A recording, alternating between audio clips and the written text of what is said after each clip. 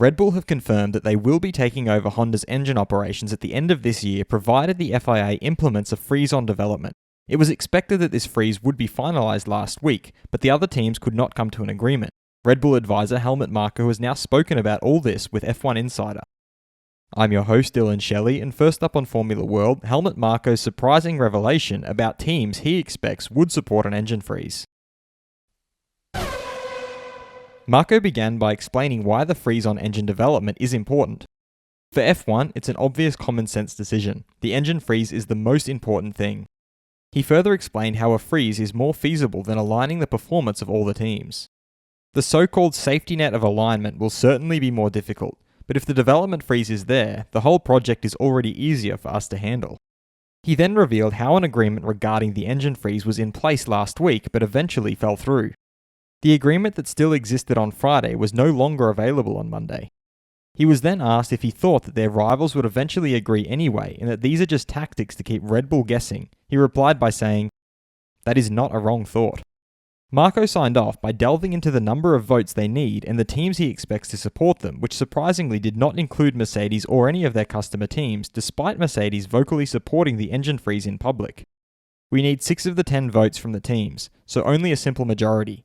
I assume that in addition to Red Bull and AlphaTauri, the 3 Ferrari teams, Ferrari, Alfa Romeo and Haas, as well as Renault will agree."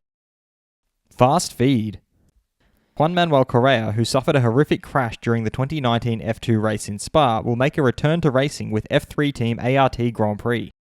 He is extremely happy to be back after what he has been through, and he is super thankful to ART Grand Prix. He further added that F3 is a transition year, and his dream is to still reach F1, and this is the first step in his comeback.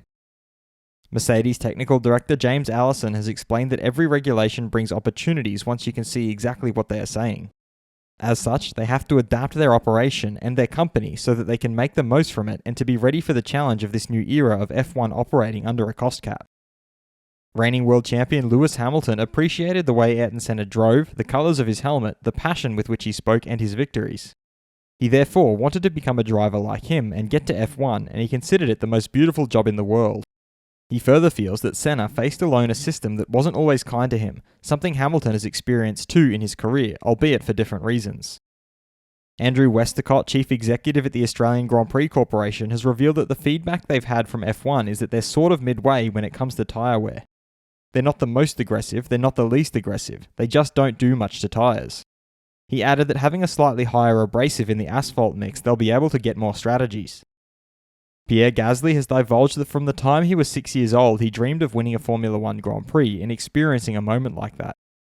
Frederik Vesti, who recently became a Mercedes junior driver, feels that being chosen by Mercedes does not mean pressure, rather having a great opportunity to work with a group of extremely competitive and prepared people. Stefano Bonaccini, president of Emilia-Romagna, has confirmed that they are thinking of only allowing vaccinated people in for the race in Imola. Helmut Marko feels that AlphaTauri's Yuki Tsunoda has learned that you don't win races in the first corner of the first lap, you also have to watch your tyres.